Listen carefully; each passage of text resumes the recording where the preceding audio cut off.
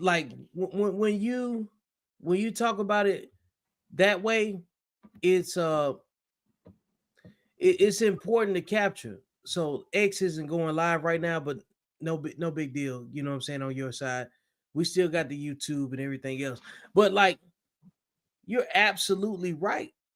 Like the level of division on just identity, when it comes Yeah. down to race, gender, you name it.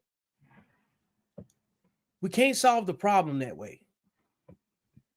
We just can't. And I and I cut you off and while you was getting into it because like you hit the tip of the iceberg on this problem set because it's much more complex than what we understand. The it's so much more complex because like my first book, right? I wrote a book called The Code. You see it up in the background in the blue. I'll take it down off the shelf or whatever. I grab another copy of it somewhere. And and it's the blueprint to solidarity among reasonable black people, right? Mm-hmm. And as a black man, I at the time I was working in Afghanistan from like 2013 to 2017, right? So I'm watching the news, seeing what's going on outside, in the United States. And then so like there's a level of paranoia that I'm coming home with because I was in the army from um 99 to 2013, right? And Yeah. then I get out of the army and I work and I go to Afghanistan in 2013 and I work for a period of about 4 years from 13 to 17. So I'm watching presidential administrations change, social injustice issues, um, police fucking up for the most part during that time, the judicial system mishandling certain situations, and Epstein didn't from kill himself. facts and from afar it looks crazy. You know what I'm saying? Mm-hmm. And I was like, because I wasn't physically on the ground dealing with none of this stuff the same way that people were that was dealing with it. Yeah. All I had was an emotional connection to it because number one, I knew I wanted to be back home. I knew I wanted to be back in the United States. I knew I wanted to be back dealing with my properties, my ongoing business, because I had like 4 properties and stuff at the time. You know what I'm saying? And I needed to get home so I could uh, capitalize on a lot of the relationships that I had built in business. Right? Yeah. It's like stuff was up and running to a degree, but I had some projects that I needed to be back home for. So the emotional connection to all of that, I spent a lot of time writing about what I saw, and then I wrote things down, and then I was like, you know what, man? I was publishing them on social media, and later on, they really just became like rough drafts, and I wrote my first book off of that. You know what I'm saying? Off of what I was seeing. That's cool. Yeah, because like you So remember when it's like people a book just go written in real along, time. yeah, seeing it in real time from an objective point of view, and I had a lot of opinions that was, what I'm saying, grimy for a lot of people. But I didn't give a fuck either, Yeah. Ah, fuck them. because What are they gonna? yeah, What is anybody gonna do to your story that you're experiencing exactly, yourself? You know what I exactly, mean? Like yeah. that should always happen in county jail. A lot of guys would be like, "Oh, you're not this, you're not that." How the fuck are you gonna tell me, dog? Walking in here is How white you as gonna tell me? my white ass gonna walk in here, and you're gonna tell me what I am and am not, and how I'm gonna act. Nah, you You know out what I of mean? control. You know what I'm There's a saying? lot of guys, and then the other guys that are real. And you know why they say, and this is kind of to spin off of what you're saying, is there's a lot of guys that say real recognizes real, right? And a Yeah, lot of real men don't fight. A lot right. of the a lot of them say that because real recognizes real to a point where if a fake guy comes in and he's boasting and bragging about XYZ, You the know he real lying. yeah, the real ones stick together. We don't get live with each other. We don't act any goofy. We don't tell people. We don't try to politic anything. We all understand the code, the rules, what's going on, and who's who.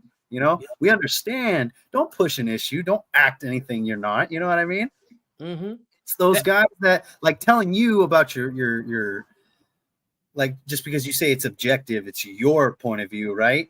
Yep. Then guys will come up. That's not how it's supposed to be. It's supposed to be this, blah, blah, blah. You're fucking this up, and they're fucking this up, and that generation does this. Yep. Bunch of malarkey, because at the end of the day, the real guys do the real shit. They don't get live with each other because they all understand that it can get to a real place. You know what I mean? Yeah, because don't nobody really want no smoke, man. Even if you're capable of dealing with it, that don't mean you really want to deal with it. You know what I'm saying? Nobody wants to. You know what I mean? At the end of the day. Yeah, like people say they want smoke, but they don't really want no smoke. They're like that time has passed. It was a popular phrase, but people want solutions, man. People want Yep. solutions and they want respect. And when it comes down to it, you gotta live. You gotta, they say live and let die. Oh yeah. When it comes down to it, that's part of the mission for men. Like reality for men is this: what makes a man masculine is conflict resolution. Oh yeah, how well he can navigate a complex situation into a simple outcome. Not like I see a lot of content creators. I saw a woman talking about a man want to prove his masculinity, go knock another man out. Like we can't have women dictating what makes a man masculine. Yeah, no. Yeah, that's Because really to them, it's crazy to think about. on a separate scale, to them, a masculine man is somebody who's in touch with their behaviors and can tell you how they're feeling, and identifies as a queerbo. But also on another woman's scale, you're not a man if you can't split a log of wood. Yeah, and the thing is, man, like you're 29 and I'm 45, so our spectrum of understanding what's masculine and what's not is different because the women in your age bracket see the men in your age bracket differently than they see the men in my age bracket. You feel what I'm saying? Mm-hmm. Oh yeah, of course. Because like the guys that's in my age bracket, they worked differently. They had different jobs, they had different obligations and responsibilities. That didn't make them less. It just made them relevant for where they were at the time. Mm-hmm. So that's why we can't let women define what men are supposed to be in Exactly. general. That's I So don't. I listened to your number one or number two rule. I think it is we don't argue with women, we don't right? argue with women, man. So with my ex, I used to get a lot of that. You're not a man. You're not this. What makes you a man? Blah blah blah blah blah. Going back and forth with all that extra shit, that you don't want to listen to, because first and foremost, it's demasculating, right? And you know what I mean. It tears you down limb by limb. But that's only, and this is very important. I forgot which law this was of yours, but men focus on men, right? I think that's number Rule one. number one. Rule number one, right? Everywhere So, we start is rule number one, man. if you focus on what she's saying, like if you say, well, I've been the man, I've been taking care of you for 6 fucking years, putting cash in your hand, and she goes off saying, you're not, how are you a fucking man? That right there, if you let that woman in and you're not thinking about the man you truly are when you say those words, she's going to demasculate you and make you feel totally worth shit, because you're not actually listening or thinking about a man. You know what I mean? You're thinking about the woman's perspective of a man. And now in that, I'm sorry? Were you gonna drink that coffee? Yeah. On the stove? Oh goodness. Quite a while. I'll be right back. I forgot that my coffee's on the stove. Coffee, man. Go get the coffee. So what Mr. Spencer was talking about just then is that men have to assert themselves in a healthy way. You know what I'm saying? You can't allow people to tell you who you think you are, because who they think you're supposed to be is only in their head, and that goes down a different tier of understanding. It goes down a different tier of reconciliation with self, the old version of you, the new version of you, the present version of you, all of those different things. So you have to deal with what is and what's in front of you and accept it for what it is so you can get to where you're supposed to be.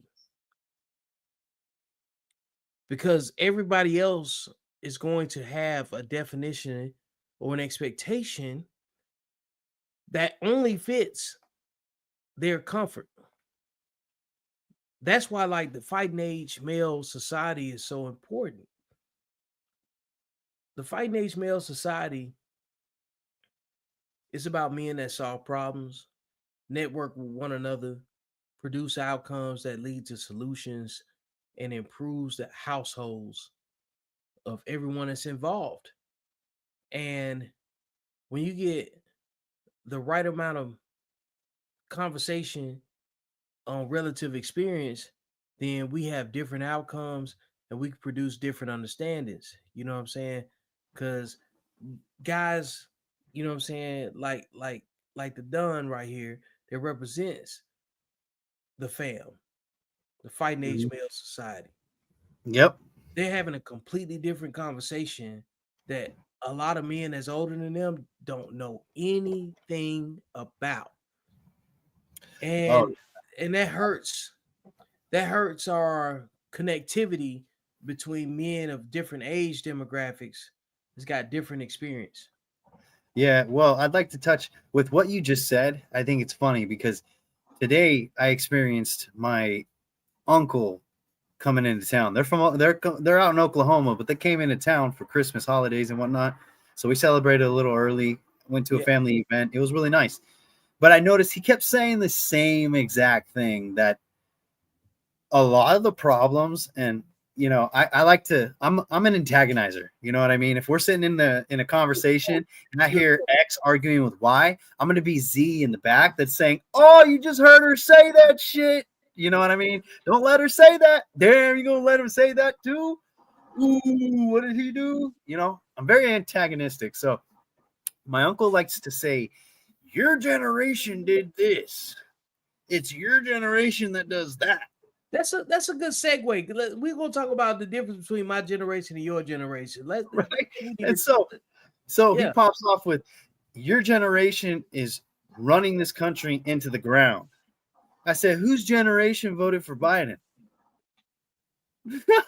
And he was livid. And you know how to set off an old fat redneck. You just let him know. Just say the word Biden, and homie's out. He's out of the building. He exploded. So I just brought up Biden. I said, isn't your generation in Congress right now? You know what I mean? And he said, whoa, because that's a fact. Hey, we don't want to sit at that same table. We're talking about this subject over here. Yeah. We don't want to talk about that. Like, of course, you know what I'm saying? Like, how convenient that we gotta avoid that topic, right? Right? Yeah. No, but you know me, I like to poke the bear until I get a reaction. Of And then I course. stand back, Oh, That's what shit. the answers are. The answers are wherever you poke the bear, bro. You know what I'm saying? Oh, that's And it. and so, like, when we get into, like, whose responsibility is it where we are right now? We'll see. I mean, that's a touchy subject. I don't know if necessarily, I think it's what do you- all of ours. So I mean, it is, right? So let's You just know? break down division of labor. If we accept that it's all of our experience, it's all of our responsibility, right? What do you think at your age and what you know about the men in your age bracket and demographic? What do you think your generation's responsibility is right now? That's a pretty broad question. I would Yeah, say, like, let's narrow it down. Like, in terms of responsibility for, let's say, the economy, in terms of responsibility for world peace. no. I want to say, oh, because like I like that. So it narrows it down even more. What do you think the men of your generation are responsible for? See, there you go. That's a good one. That's let's see. Based on what men know in your generation, what's a reasonable expectation for the men in your age demographic? I think the acceleration of mass influence and societal thinking. I think my generation is the most responsible for the fastest widespread influence and trend, so to speak. I don't know how, for a lack of better vocabulary, I think my generation's responsible for the goods and the bads of widespread influence. Does that make sense? I think I got where you're going. Let me tell you what I think my generation responsibility is, because I'm 45, right? I think my generation's responsibility is analysis of what took place. Synthesizing what took place. I see. Articulating what took place in these two facets, right? Mm-hmm. Telling y'all what we did wrong or what we didn't know, and making it make sense right here with what you think you know. With the both the synthesis and the delivery, right? Correct. Because I don't want to disrespect y'all generation. And it's a lot of men in our generation that don't know how to talk to y'all because y'all smart. Y'all grew up with the internet. We, like, my generation grew up with and without the internet. So like we're kind of, You guys are playing the in-betweens, I we're suppose. kind of So in those between. of you Like, who wanted to adapt haven't. Or some, those people who wanted to adapt did adapt, and the others who didn't yeah, stayed in the dinosaur age. because you can clearly see who wants to adapt and who doesn't. Exactly. So like y'all don't need to be Vaynerchuk, people like that. So like y'all truly, let me I'm telling you this, like, so the truth is like I'm coming to you from the future to tell you right now in your present, you should only deal with the people that respect what you're doing. Oh, okay, I see. Like, Well, that changes everything then. yeah, that changes everything. So I come from the future to say you ain't got to antagonize the people that don't want what you want. Yeah, that's true. I think that touches base on what we talked about last week about not being able to reach a specific demographic. And a lot of people need to be okay with that because, like, Christian and I were shooting the shit today, and he was explaining to me, well, how are we going to get so and so on? How are we going to get this and that done? The how is not important in terms of reaching the people we are not going to reach. Either they with it or they not. Exactly. You got students, and I use this one, so I'll let this one stay as the example. But this is only from my experience because I grew up on the Ghetto West Side. So if you run a rehab, your focus is going to be tweakers, correct? Yeah, okay. for sure. But you're not going to keep spending your money on a specific tweaker group that is coming in, going out, piddling in, piddling out, but they ultimately just want to stay tweakers, right? Correct. Your demographic would be the people who want to come in, stay in, make a difference, and then shoot out. Those are people you need to invest in. Exactly. And his question at this specific time, with this example, he was concerned about the tweakers that we couldn't reach. What are we going to do that's going to make these guys want to come in? And I said, it's not necessarily these guys that we need.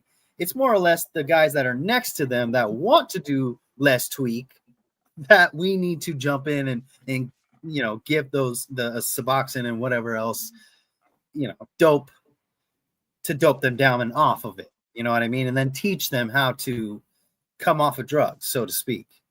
So in that regard, that's why like you have to be mindful of who you're helping. You know what I'm saying? Like sometimes like we don't understand what help means. Sometimes we don't know the difference between help and rescuing sometimes. You know what I'm saying? We're not qualified to rescue everybody. You know what I'm saying? So like let me play this video right here because I'm Let's see it. What do we yeah. got? Just let them. If they want to choose something or someone over you, let them. If they want to go weeks without talking to you, let them. If they're okay with never seeing you, let them. If they are okay with always putting themselves first, let them.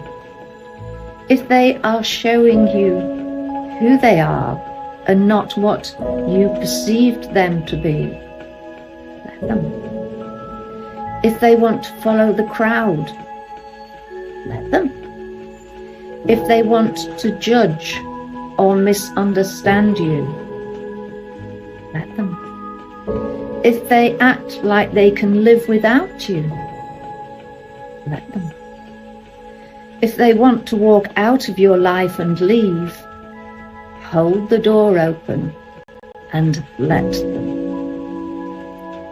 Let them lose you. You were never theirs because you were always your own.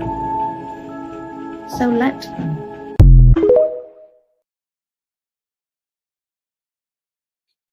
It's a valuable lesson in that. Yeah, no matter what, people are always going to go the way they're going, you know? Yeah. You can't save everybody. Nah. I like. That's the hard part about being a man. What whose granny was that? I found it on TikTok, man, and I can't think of a name right offhand. I feel bad too because you asked me. I love But following those old cats, man. They got a lot of wisdom that they can just spit right into your ear. And that's exactly why I went and found it, man. I always look for men and women older than me that I can learn from. And then I also look for men and women younger than me that I can learn from.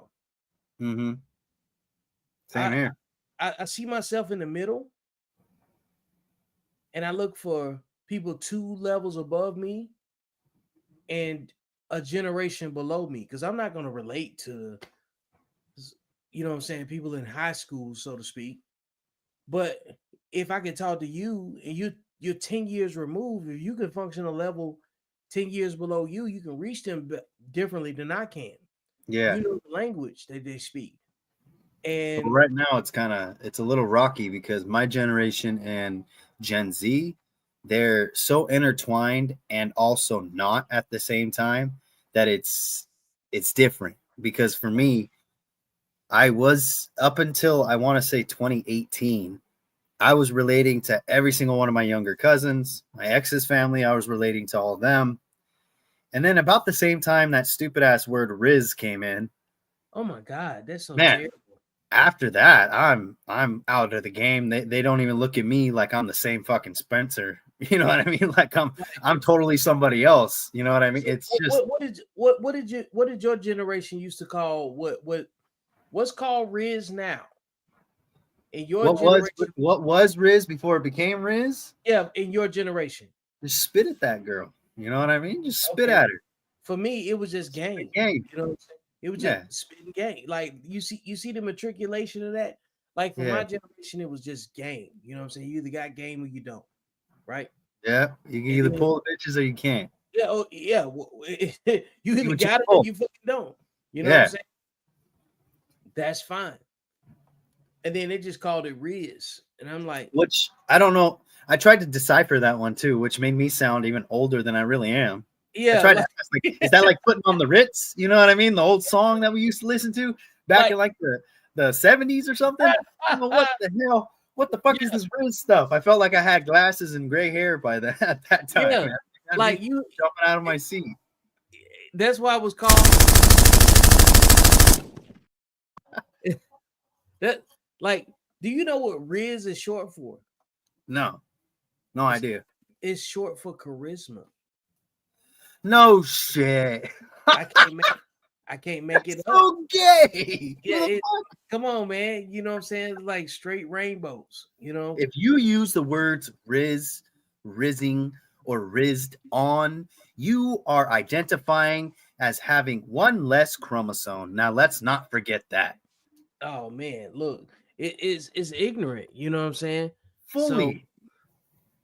Yep. I mean, I can understand breaking shit down, saying spit the game, see what you can pull. Can you pull that Heiner or not? You know, but what the fuck, charisma? I'm risen on that girl, bro. That 10 years ago would have got you thrown in sexual harassment. You feel me? Yeah. They'd have thrown your ass in HR if I said, "Hey, watch me riz on this girl right quick." You know what I'm saying? They would have been like, "All right,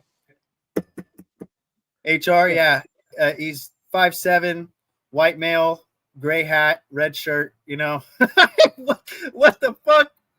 He said he was gonna do what to a girl?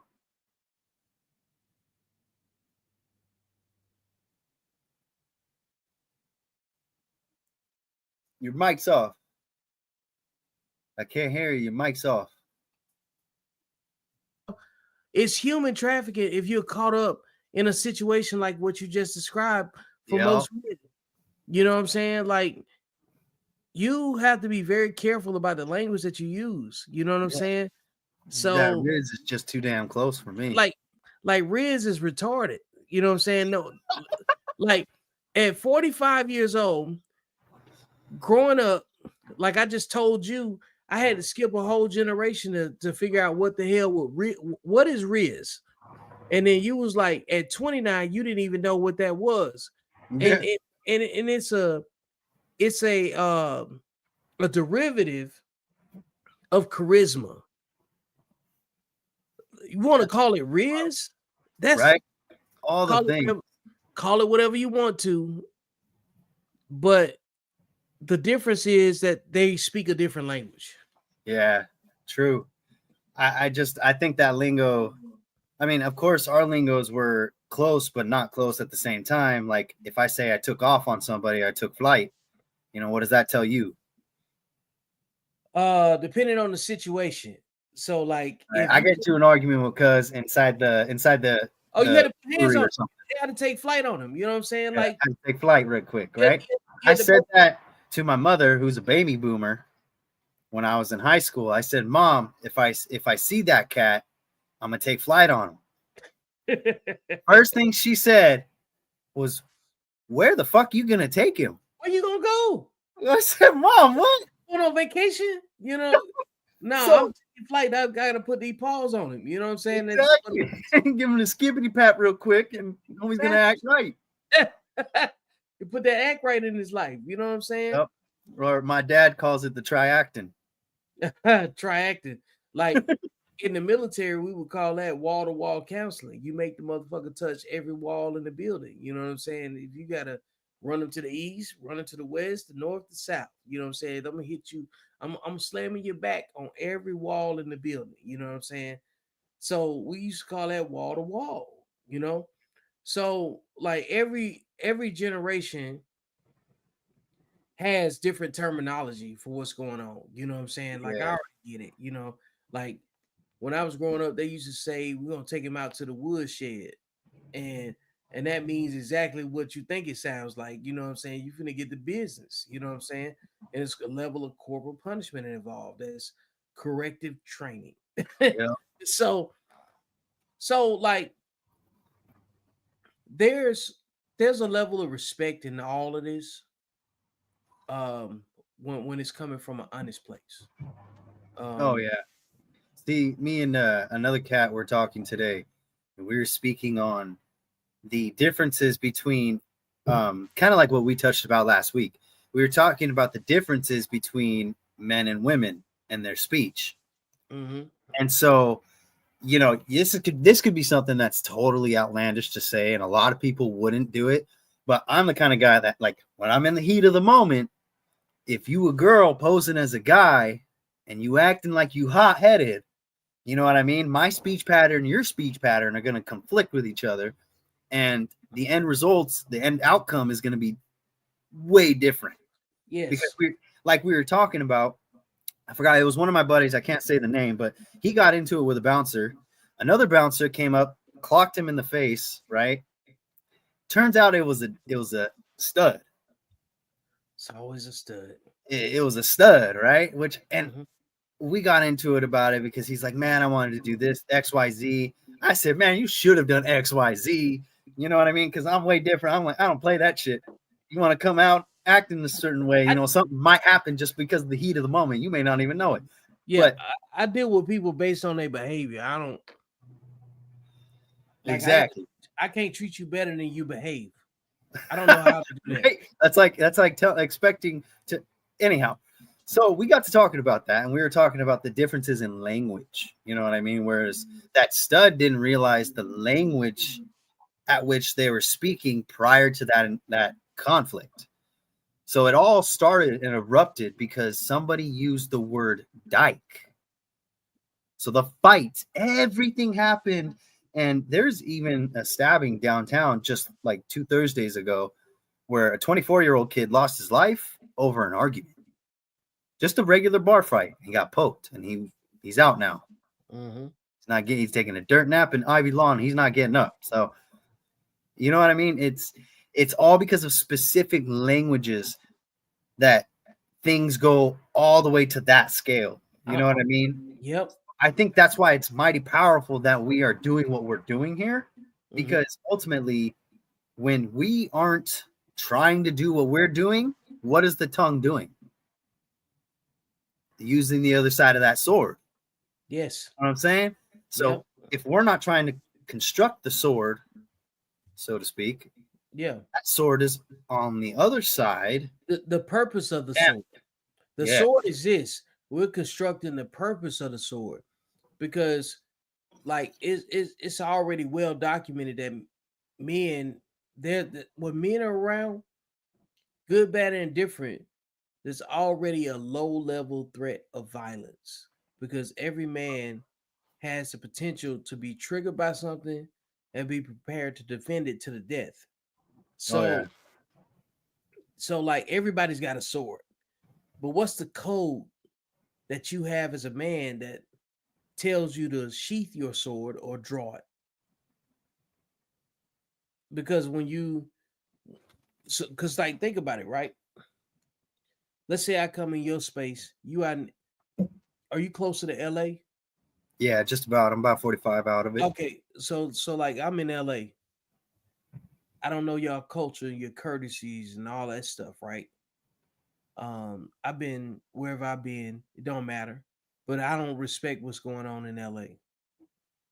You got to pull me to the side because I might not know what works in Texas, Atlanta, Birmingham, every place that I've been where I'm solid at, where I ain't got to really switch up what I'm doing. I might be being offensive.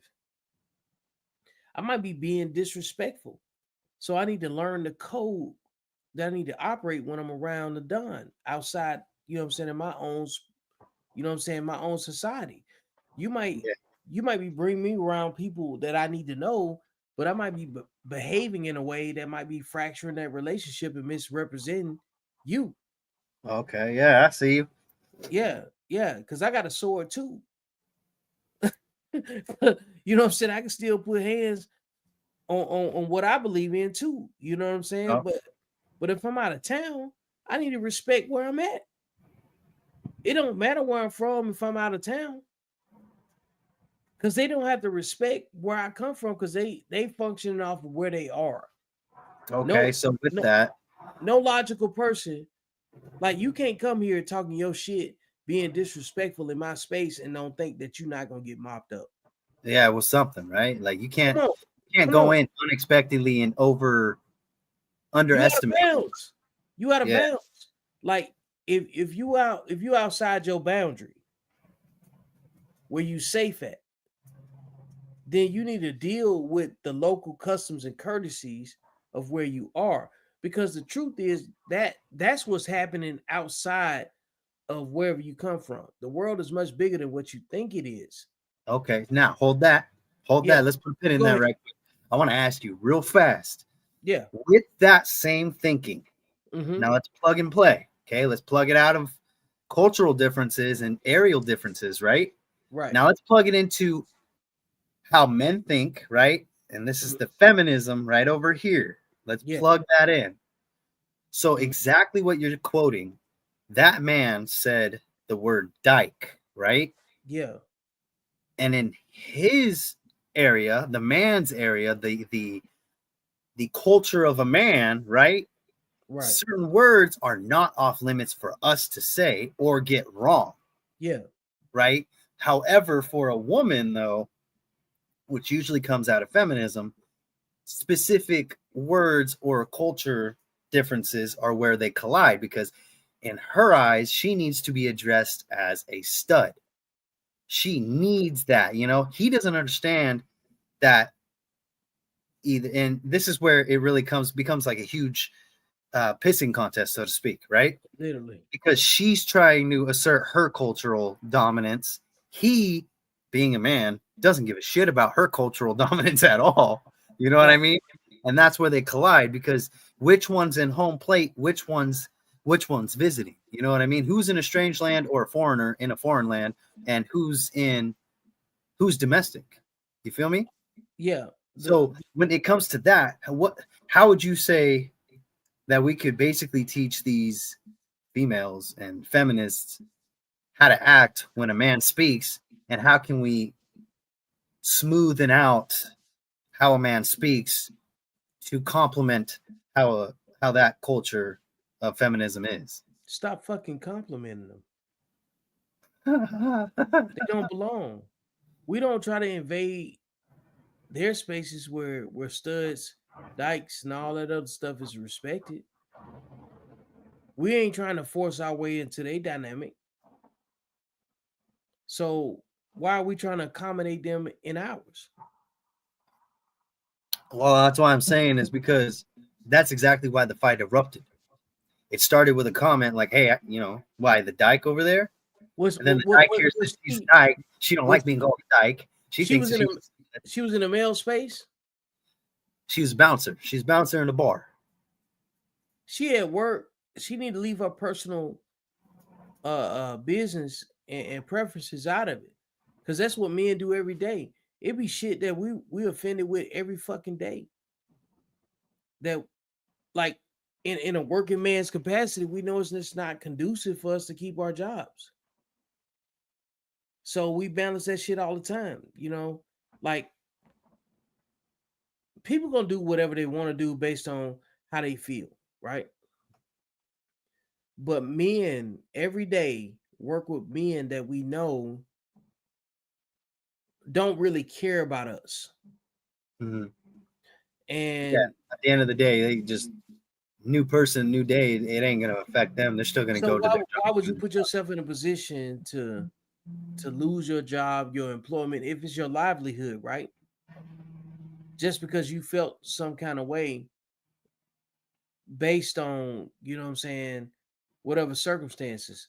And see, that's the thing about a man that that you just can't replicate, man. You just really can't, you know. It's like mental resilience, would you say? Oh yeah, emotional discipline. Like, right? I hear, like realistically, man, like, I'm a black man, obviously. And we've dealt with discrimination and denial way differently. Like, I think everybody knows that. I don't have to make that up. I think that, generally speaking, non-black people know that the most denied people in our country are black people. And the truth is, globally, it's the same too. Because until you leave the United States, you don't know how respected or rejected you really are. You know what I'm saying? Regardless of race. But generally speaking, the darker version of every human being in society is the least accepted. So nobody's had to accept that more on different tiers than masculine black men. Mm-hmm. So, like, I don't give a damn what a dyke say. I don't give a fuck, because I'm not going into spaces that don't respect me in general and making them have to acknowledge me in spaces where they don't fuck with me. Yeah. Like, grow up. Go find folks that fuck with you. You know what I'm saying? Oh, see, but that right there, that's what'll set off all these little feminists out here.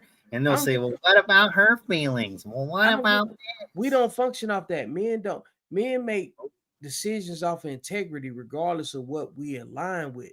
Like, like let's just say like California is a unique animal in general, ethnically. You might have some Indian friends, you might have some white friends, you might have some Mexican friends, you might have some black friends, Oh yeah.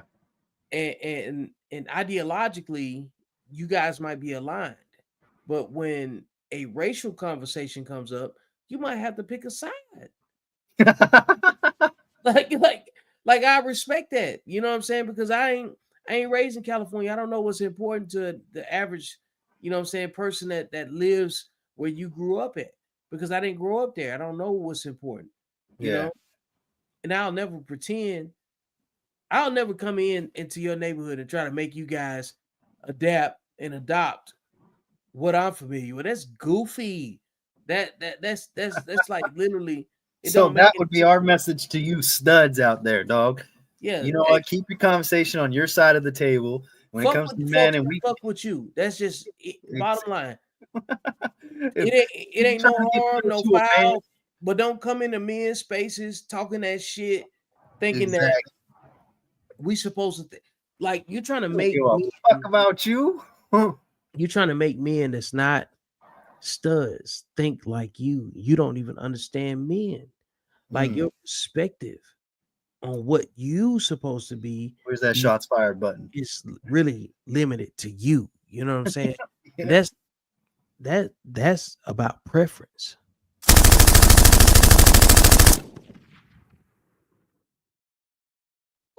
It's not my responsibility, man. Stop Yep. making stop making your feelings our priority. We Yep. you we don't owe you nothing. You made a choice and you think everybody got to adjust to your choice. That's kind of crazy when you think about it, right? Yep. Because you wouldn't accept that. The reason that you made the choice you made to align with what you align with is because people weren't respecting your feelings. But the goofy shit is going to places where folks ain't aligned with you and then trying to make them align with you. That's cool. That's goofy. That's like me. I'm a proud black man from the South. Why would I go find the KKK and kick it with them and try to make them see my point of view and then get upset when they don't? That's stupid. It don't pass the smell test, fam. Like I guess I might be different. You know what I'm saying? Like I and I say that condescending. Like I say that because I don't expect shit from people that don't fuck with me. I only fuck with people that respect me. Go Yep. to Amen to that. places where people respect you. Yep.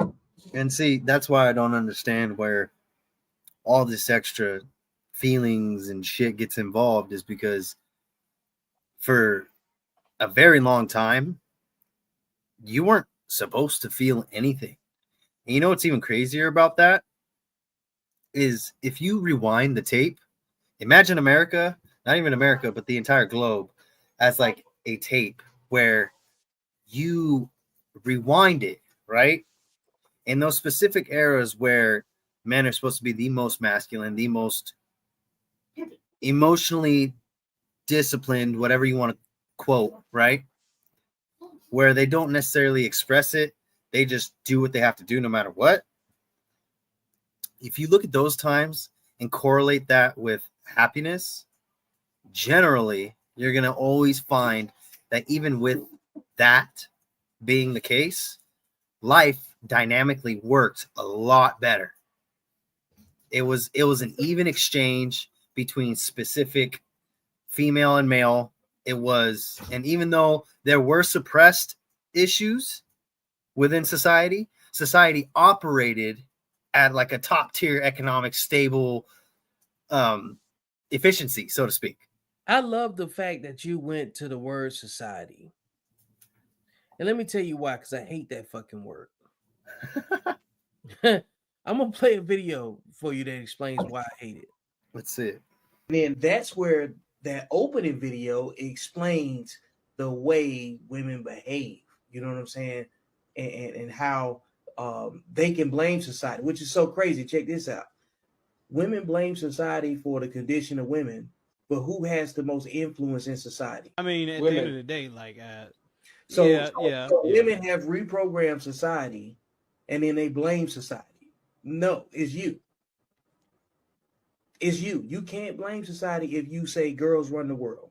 You can't blame society if you say women are 54%, you know what I'm saying, leading single mother homes. You can't blame society when everything in society is catered to you. You got the most education. Hold up. You got the most, hold up. Hold up, let me finish. You got the most education. You person, all of the things that's touted, you know what I'm saying, that says they don't need a man, right? All of this is the symptom, like the words that we're saying are the symptoms that become social media talking points and created all of this narcissistic conversation. But you can't blame society when you have the most influence in society. That's all that I wanted to say.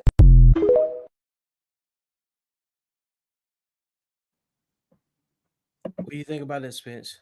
So I think it's very important that we touch base on that and the fact that there's the fighting age males society, because society is technically governed and ruled by women in terms of its emotional state. Does that make sense? Let me tell you what. Let me add something to what you're saying. Women control influence in society, and men control the actual society. And what I mean by that is that society is a byproduct of men's control of infrastructure. Like, men build the roads, all of the technology, you know what I'm saying, STEM, science, technology, engineering, and math, right? That's the thing.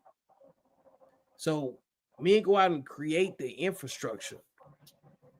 The women come in and inherently enhance it with their presence, because women deal with people, men deal with things. Okay? The women come in that deal with people, make what we're saying tangible. So we could kind of spin that into a physiological look. Like, let's say society was an actual person, right? What you think? Yeah, give me what you think. So I'm guessing what you're going based off of is, let's say society is a human. I would say the bones, the muscles, and the structural integrity of that human would be the men, and the nerve endings and the blood flow would be the women, essentially, correct? Because the women would control the influence. Like, your body doesn't truly know it's being burned unless there's a signal that's sent to the top, hey, we're burning.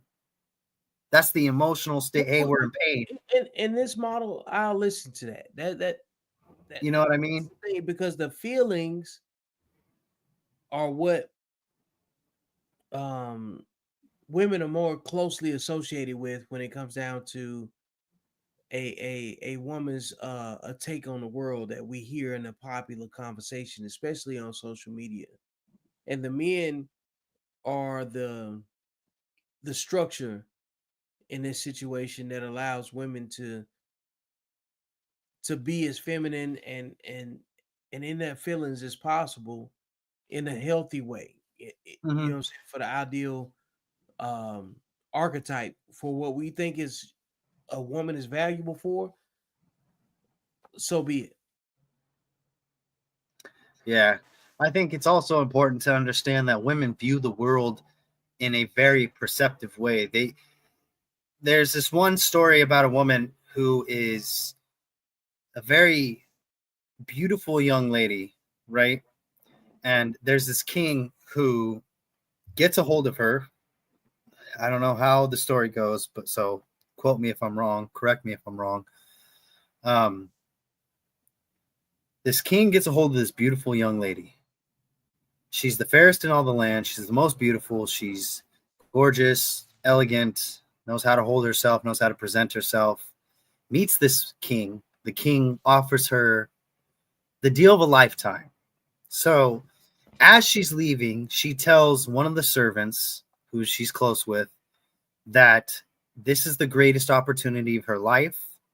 She's very happy with this man, and that he buys her whatever she wants, does whatever she wants, and she's allowed to do whatever she wishes within the confines of his requests. You know what I mean? And so at that moment, she tells the servant, my world is beautiful. My world is perfect. I am happy. 6 months go by. She's still living with the king. She understands his parameters, what he requests of her. She's still getting everything she wants. But she sends a letter to this servant who's in her last kingdom. And the letter goes as follows. It says, I am a prisoner. I am stuck within the confines of what he wishes. And though I get whatever I want, the man cheats on me with a million different women. Now, granted, she knew this from the beginning. He's a king. He's going to have luscious women around him 24/7. But he likes her. He wants to keep her. So he keeps her as his wife. They both agreed to this agreement. And at the very beginning of those 6 months, she was excited. She was happy. She didn't care that he was out there being an adulterer. She got whatever she wanted, right? Fast forward 6 months.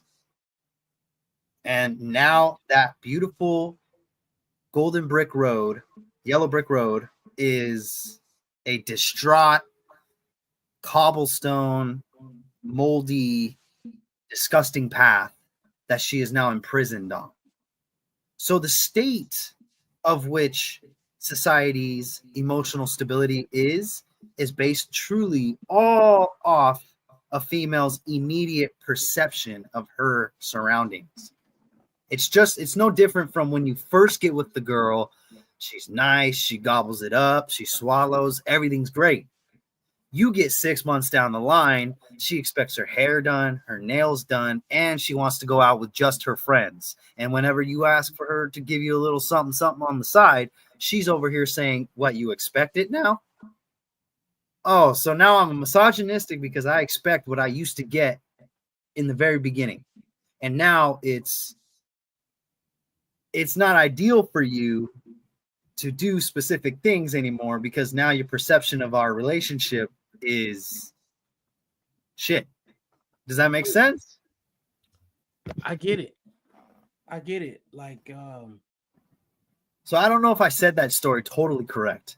However, the idea of it is that the world in emotions is fleeting. Because if you see the world in pure emotion, it's going to be the world's on fire, the world's at peace. The world's on fire, the world's at peace. And then it's back to being on fire. like you're not wrong, because our perception of how we see emotions is different from how women see our logic. You know what I'm saying? Like everything's operating on perception until women and men are under the right level of protection and covering it from each other. Like, you might think that a woman is super emotional without ration, right, to her thoughts, until the woman that trusts you is saying, hey, daddy, make the decision that makes sense for all of us. Because she want leadership. There's some women out here that genuinely want leadership. And this is part of the conversation that I've been, like working on with the internet stepdaddy, is like, I don't want to talk to men about women when they're not married. Oh, yeah. Because their perception of the opposite sex is different than mine. And I don't want to go into no long diatribes with men that's not getting the same level of fulfillment and experience in a relationship, in a committed relationship with a woman that they can't relate to. Yeah. Because going back to Riz, Like my game is way different. You know what I'm saying? Like my game ain't the same as, you know what I'm saying, those cats right there. You know what I'm saying? So like I ain't got no hate or none of that because I don't experience the outcomes that they're used to. Because they're not me. Yeah. And I'm not them. And the women that they're attracted to might not even register for me. Mm-hmm. And the men that they're used to, as far as the women that they're attracted to, it's hard to gauge that because this is a lot more, I wouldn't say complex. It's simple for men that can get what they want. It's difficult to understand for men that struggle with communication with women. Mm-hmm. So our perception of self in that dynamic is much different. You know what I'm saying? So that's why, like, I had to sit back and say, when it comes down to the relationship perspective of what we talk about on social media, I feel more comfortable talking to men that's got a constant responsibility as a husband. Yeah, because it's almost like you're talking to somebody, and the only other way I can relate to that is, you know, someone without kids is always going to tell you how to parent your child before having kids. Come on. You know what I mean? Like I get what you're saying on every single level when it comes to, because I got single friends who are still chasing the tail, and I'm over here wondering what's the next 20 years going to look like if I have just one person on my back end. You know what I mean? Facts. Like and that's what I'm going after. It's like, yo, I don't want to stop and dismiss what you think is important, but I don't have the outcomes that you have. Yeah, and, no. And the reality is that a lot of men and women are going without experiencing a certain level of interaction from the opposite sex Mm-hmm. that would make what I'm saying make sense. Because as far as men are concerned, most men don't want to abuse women. And most women don't want to abuse men verbally, you know what I'm saying, or whatever. But women's experience and upbringing around other women is something that men should pay attention to, because the way women treat each other from the households in which they were raised is going to show up in your relationship. Well, I mean, it's important to understand that if you really want to understand how women are and how they're dynamic, take men out of all the women's problems and watch the way they solve their own problems. Hey, you know what's funny about what you just said? When you say that, the only thing I can think of, the truly only thing I can think of in my head is The View. Take all that table. Oh boy, let me tell you. Hey, for the viewers that's watching, I did not talk to him about any of this, but I'm fixing to play a video to catch what he's saying. Do we need men? Most answered very quickly, no. But when men were asked a similar question, do we need women? Most of them said yes. So why do you think that is? Because men are useless. I mean, and by the way, I want to differentiate between straight men and gay men, because I think I would die without gay men. Nobody can gossip. I have Handy Manny at home. He fixes everything. When things go bump in the night, he's the one that goes downstairs. When there's a bug to be exterminated, he does the extermination. When there is something to be fixed, he fixes it. He throws out the trash and he throws out the recyclables. I enjoy all the man stuff. A second. She's really talking about a servant. Let's face it. No, it's a handyman she's talking about. It's a Handy Manny. Oh, it's a handyman with benefits. We do not have, well, but the things that you're describing, You could pay somebody to do that. My husband talks about his feelings with his Maybe he's gay. I'm in shock right now. How is this okay? You have a panel of women sitting and be so misandrist against men. It's insane. And you have the audience going ah, ha, ha, ha, to every single fucking word they're saying. And then the only, like, one woman said, like, oh, not all men, we need gay men because they gossip. What? And then the only logical, and I'm using that word very loosely here, woman that has a man that does stuff for her and open up about his feelings, and one of the panel members said maybe he's gay, and some other woman said you have a servant. How is this okay? If this would have been a panel of men, just think about this. If this would have been a panel of men degrading women in this capacity, the show would have been cancelled, the men's life would have been ruined, and they would have been stalked by people. Stalked. But this is okay? Why don't we try to close the gap between the sexes instead of fucking extending it? This is bullshit.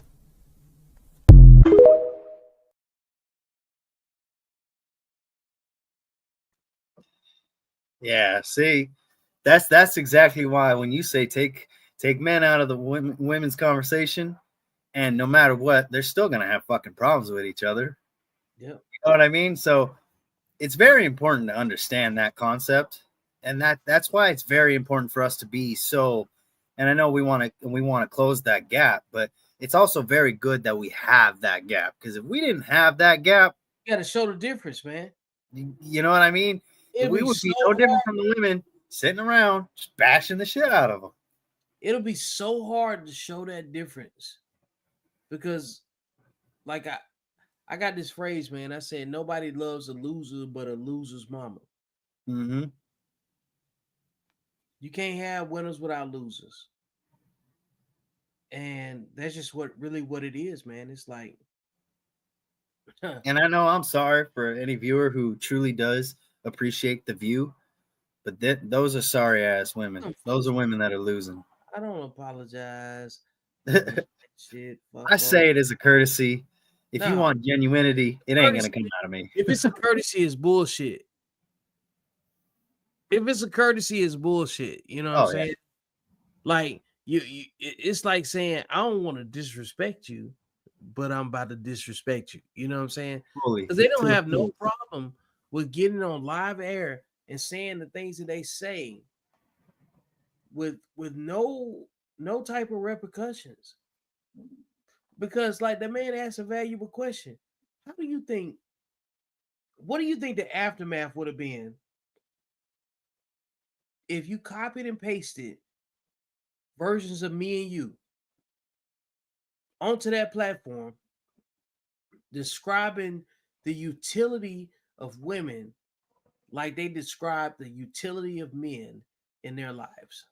I'll tell you one thing. The only thing I would add to that conversation is the only utility they got is inefficient as shit, because for anything on earth, it births like at least 3-4 babies in 6 months. And we got these women who need help kicking one kid out the womb. So, I mean, let's get that. You just get the interruption on that. You know what I'm saying? But the truth is, if me and you was on that panel, we'd be trashed. Oh, we'd be so in trouble. We'd be in trouble. We'd have all types of investigations, all types of doxing. Yeah, that's when human traffickers. These guys are misogynistic, Andrew Tate followers. You know, all of that. Yeah, like we'd be under scrutiny immediately.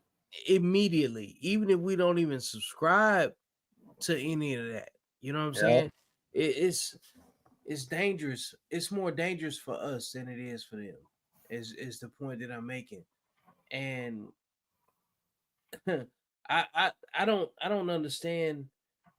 I don't get into what I understand and what I don't. Mm-hmm. What I'm looking at is that there's a cost to everything that we subscribe to. Period.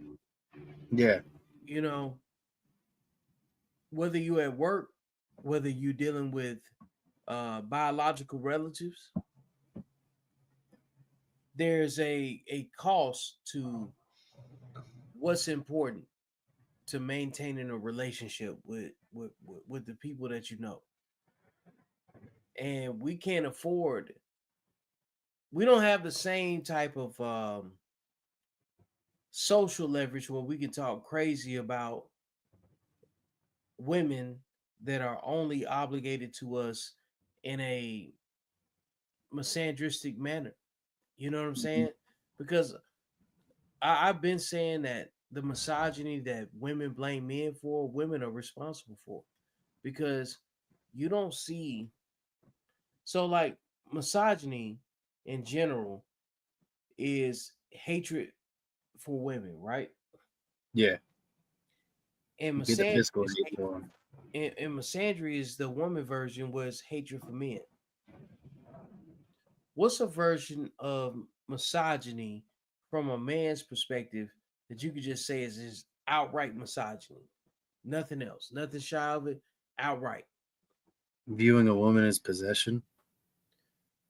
Okay, something on a level of abuse, right? I guess it would be viewing them as an item versus as like just a human. Not even like as a human, you know? I think Yeah. misogyny is when you stop viewing them as the human that they are and what they bring to the table and only what you can gain out of it, like some sort of drug high. You feel me?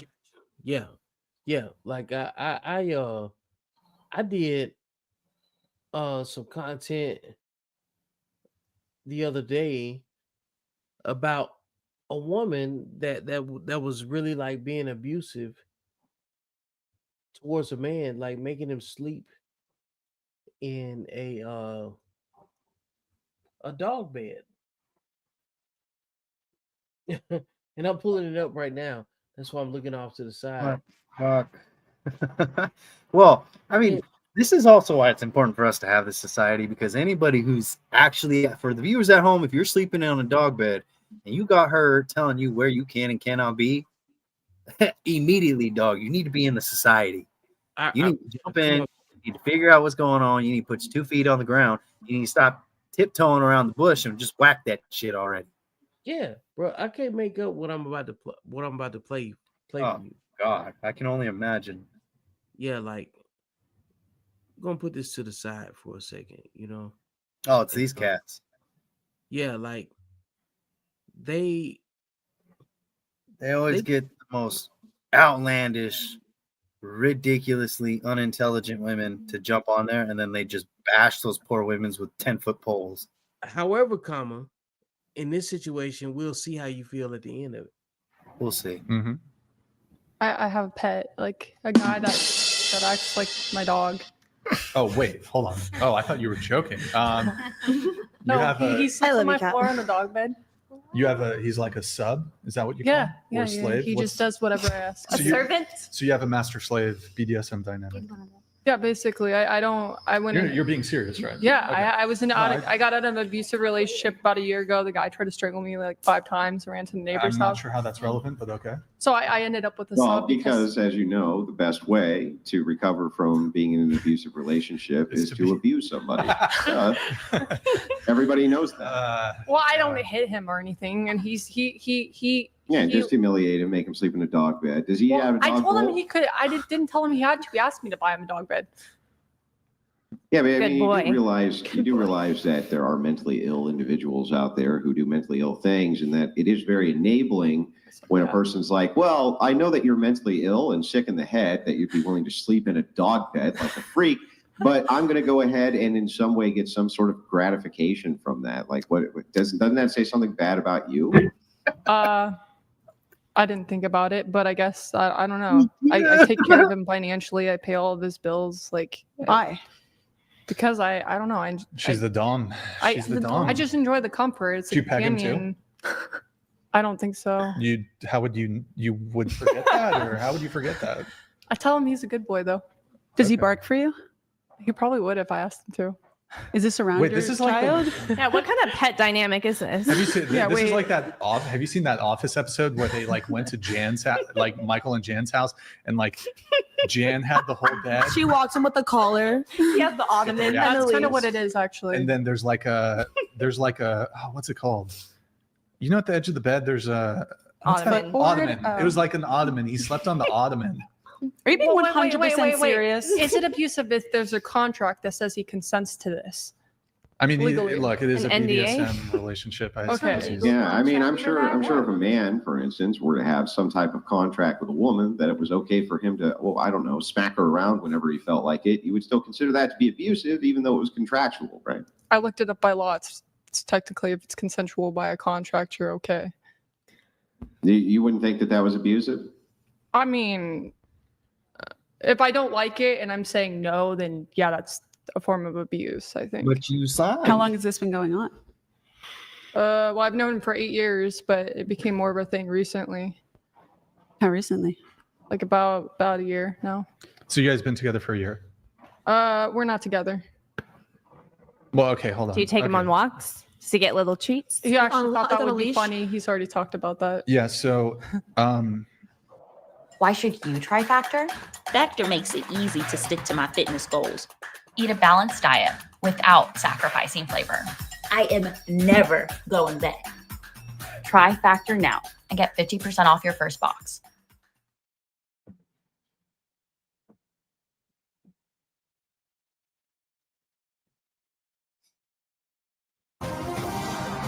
The season is heating up, but prices are cooling down. Score NFL Sunday Ticket and catch the action live for the rest of the season. I think Sign up today. Terms and embargoes apply.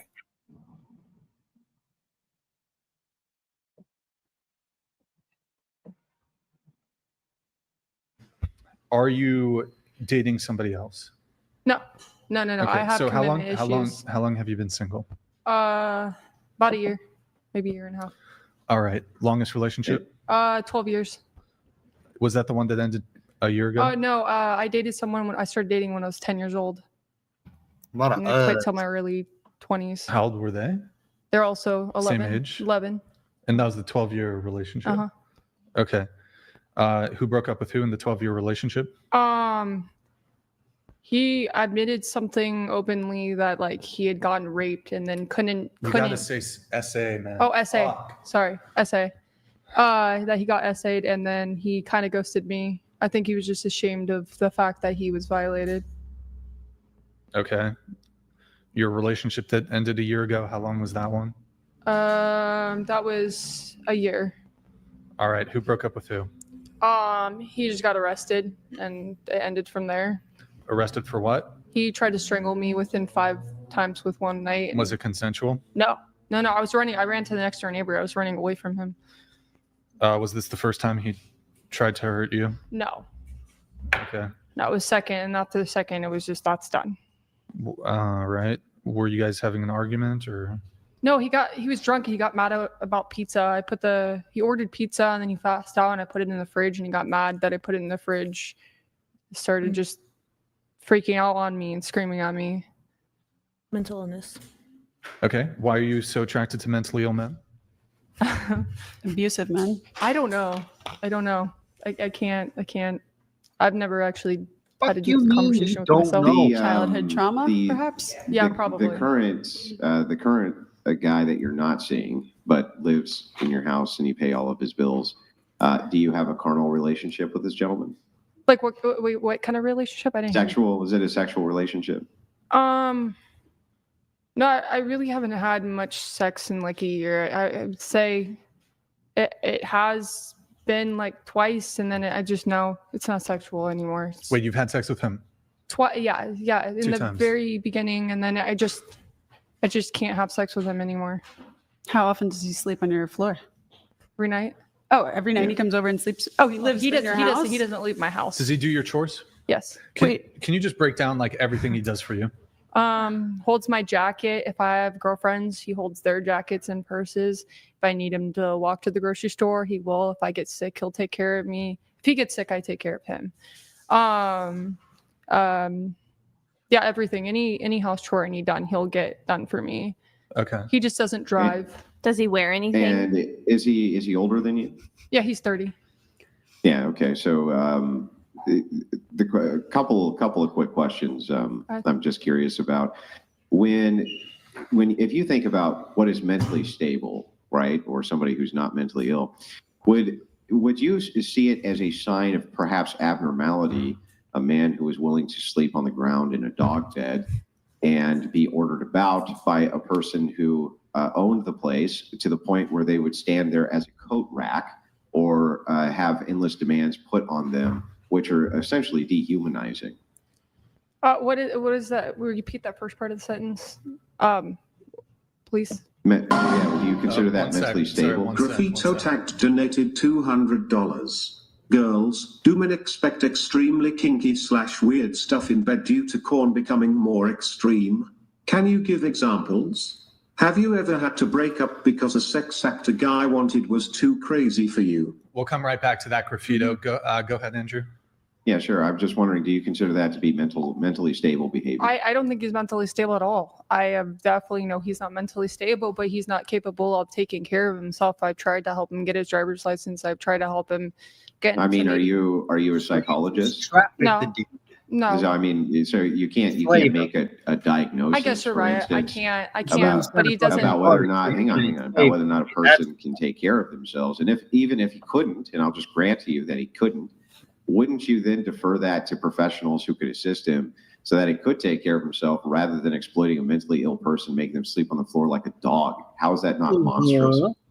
I guess I thought because it's consensual and he wants to be next to me all the time. I didn't think it was. Is it consensual? If a mentally ill person gives consent, are they really giving consent? He wasn't diagnosed as mentally ill, so I mean, I don't know. I never thought about this. Sorry, Andrew, I just want to jump in. You mentioned before the show that you're a mother. If you have a mentally ill person that you acknowledge is mentally ill living in your home, how are you feel safe with your child around him? Why are you exposing your child to that? My daughter loves him, and he's really good with my daughter too. But you just said that he's mentally ill. Well, I don't know what you guys considered mental ill. He can take care of himself. He's good with kids. Would bark like a dog if requested, stands as coat rack for you, sleeps on the floor like a dog, is treated as a pet by you, by your admission. But he's still a human. I think that a person who would be willing to do that sounds like they have some screws loose. Yeah. Mm-hmm. Yeah, but he's not he has a good heart. He's not a bad person. I'm not blaming him. I don't think he's bad.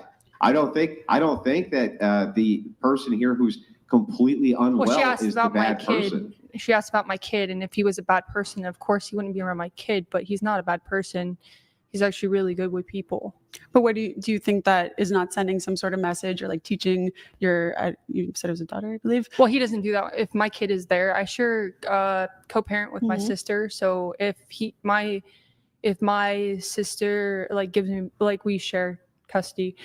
If my daughter's there, he doesn't do that around my daughter. No, not only that, but do you not think that it's confusing your daughter to see her mother in a relationship with a man who's a doormat for her instead of a loving monogamous relationship, or even not a monogamous relationship, but a real partner? You have a point. She kind of I guess so, yeah, because she's dominant too. She kind of tells him what to do, and yeah, no, there's a point there, yeah. Because the father figure in your life, or at least whoever that is, maybe the stepdad, the daddy stepdad, whatever it might be in people's situations. Oh, for Christ's sake, man, I couldn't bear to continue. I mean, having that girl inside the chat, let alone explaining that entire story, there's just so many, that's, how many, oh God, the legal trouble you or me would be in to have a full-on fucking retard enslaved to us contractually and then splurging about it on fucking podcasts. What the fuck? Nobody knows that this type of energy is out there. You know what I'm saying? That's why when you brought up the stud stuff, it's when are studs gonna do something about these women? Right? Take care of your own. We take care of our own. We can get rid of them motherfuckers and they act out of line. You know what I mean? because dudes can't like, bro, we can't sit around each other talking about what we do to women like this. And like, No, let me because just one of us would have something to say about it, you know? one of us will have something to say about it. And even if we could think that we can get away with it, it'll be black vans outside pulling up, ready to investigate us and detain us and a few other Exactly. Another man coming, whether it's yeah. We're gonna have something to deal with. another man would have something to say about it. You know what I mean? Yeah, It's like I had a friend who passed away. He was on the spectrum, I would say, because he would say the most outlandish shit. The things that would make you like, bro, did you really just say that right now? Am I gonna have to take you to the back real quick and, you know, kind of scuzzy you up, get you up to date, fix your iOS settings? You know what I mean? What the fuck's going on with you? He used to say some really bad things, especially about younger girls, and we would always correct it, like, hey, that shit's not cool. I don't care what you're thinking in your head. I don't give a damn what childhood you had. But if you speak that way in front of me, around me, or act anything out, there's going to be major repercussions. You know what I'm saying? And I'm not talking like adjustment. You There know, has to be some adjustment at some point. And no matter how that looks, whether it be violence or diplomacy, and sometimes violence is diplomacy amongst men. Yep. We're gonna have to deal with that, but we don't want this energy around us. You know what I'm saying? Yeah, so I guess it just begs the question is if women truly do want to come into the men's space, and this is a message for all the studs and dykes and dukes, whatever the hell they want to call themselves now. For any of you female who want to act a specific way, you need to begin to take care of your own. If that's a message that any of you can understand, because men, what happens if a man rapes a girl and goes to jail? What do you women think is going to happen to that man when other men get a hold of that man? Come on. We're going to take care of business. You feel me? We handle ourselves responsibly. We take care of that guy. What's going to happen to a woman or a stud who does that to another woman and goes to jail?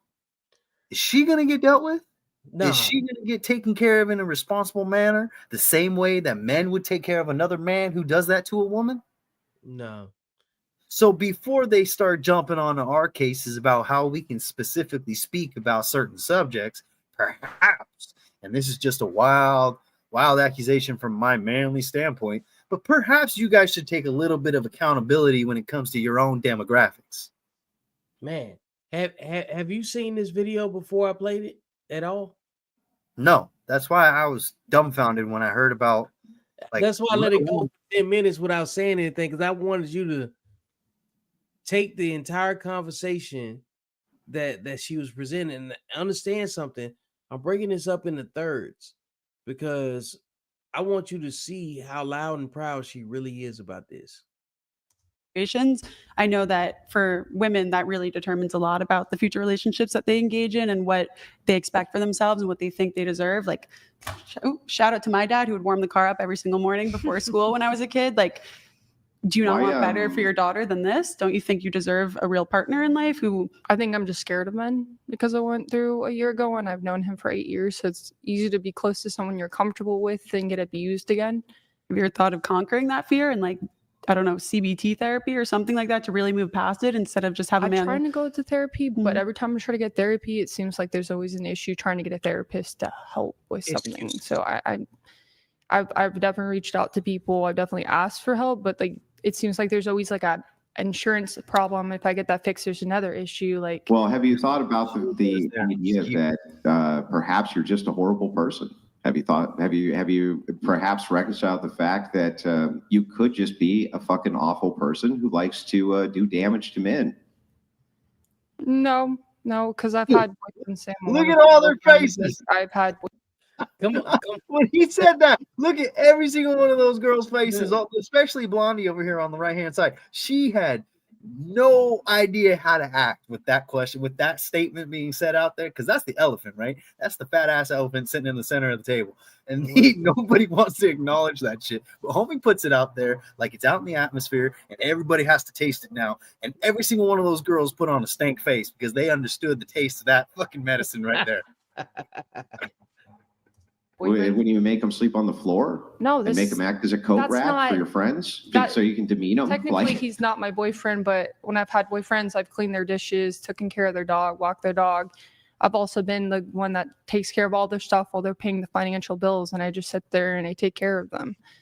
You know, I think that there's an overemphasis often on the idea of therapy, therapists, and the fact that you need a mental health professional to come in.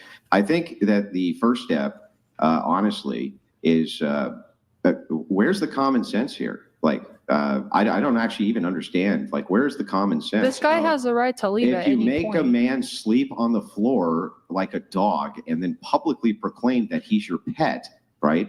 You might be a horrible fucking person. Like, I don't know why Well, you he would has need the a right to psychologist leave and tell go you. anywhere he wants. I don't. You pay all his What? bills. Why would he ever leave if you're paying all his bills? He doesn't really have. He's Well, like he's not- leeching off of you. He's not trapped there either. But he doesn't have an incentive to leave if you're paying all his bills. Why would he go be broker and homeless or whatever Well, it that's might what I'm be? saying. If he Sleeps thought I by was you every night. if anybody thought I was a horrible person, they can always get up and leave my place too. But Like, do you see he's how you've claiming that I'm a horrible incentivized him to person. stay in this He's environment? dependent. He's He's dependent on you. dependent on you. You've incentivized him. It's kind of like federal government aid on welfare that you're just getting a consistent check or something. Why would you ever go and get your own job or figure out Sure, something basically else? Like here, I'll show you what she's saying. And- Right? Let's yeah, let's a little reverse bit. this. Okay. We're not Let's as reverse much. this for a second. Hang on. Let's reverse it. Let's pretend for a second that I was on the panel and I said, well, I found a mentally unwell woman who can't take care of herself and she's totally dependent upon me. At night, I make her sleep on the ground, right? I make her do all sorts of sexual things whenever I feel like it, right? And I treat her like a doormat in front of every woman who comes over. Not a doormat like, ooh, I'm kind of rude to her, but literally make her stand there with her arm extended, and then me and my friends hang our coats and balance our drinks from her little nose. Would any woman here not say that that was fucking horrific and that I was a monster? Go ahead. I just, by a show of hands, who would say, if I said all of that to you, that I was a monster? Show of hands. Yeah. Okay. But somehow the sisterhood can't be bothered to express to this woman that what she's doing is fucking monstrous. No one's And ever it's said like- anything to me. Yeah, I'm sure they haven't. Well, I guess it's because on Twitter, like I've seen a lot of stuff about Come on, bro.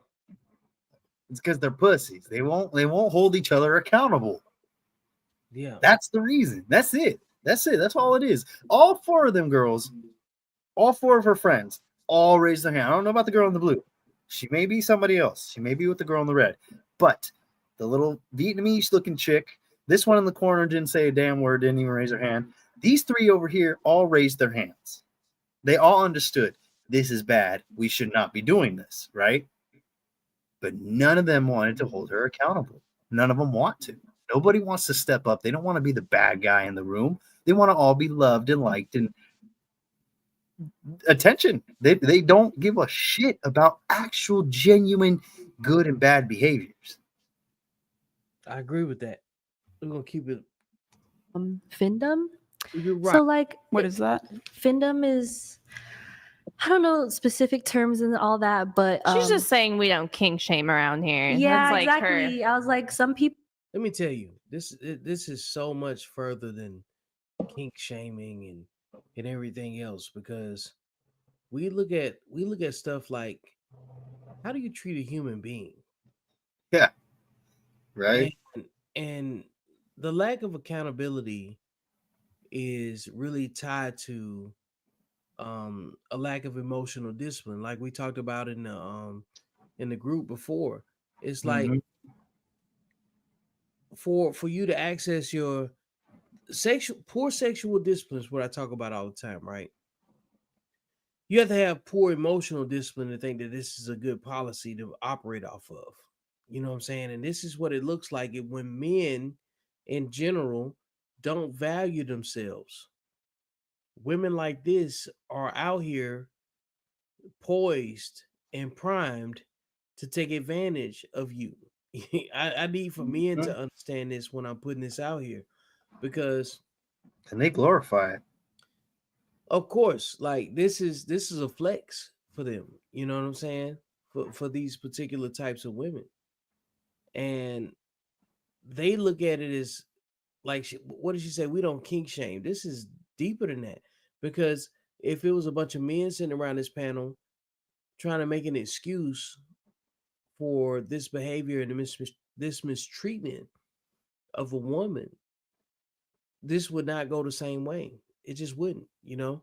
Which No. goes back to, as much as you know, I talked about in Immediately we'd be the in more hand.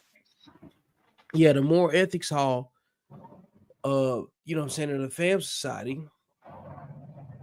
I've talked at length about this is the thing that's going to get you the most attention that you don't want. This is unhealthy attention. This flipped around for men is unhealthy attention and being doxxed, and everyone in your business in a complete violation of your privacy. Mm-hmm. People are into that stuff, so I just try to like respectfully listen. I haven't really thought Basically, that he's saying people are like anybody that's mentally ill. Yeah, but if it they was a have man, fetishes like that. Well, by you're your own saying all admission, by your own hand submissive raised, people are mentally he would be ill. a monster. That's basically what you're saying, is all people that want to actually be, because there's people that pay people to be made. pay There's pigs, people that enjoy that. Like there's This ain't about that. No, that has nothing to do with being submissive and being mentally fucking disabled at that point.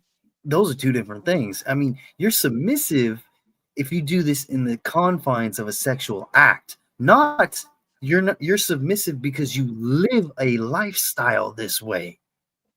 That's two different fucking there's sexual acts and there's lifestyles. There's no thin line between that.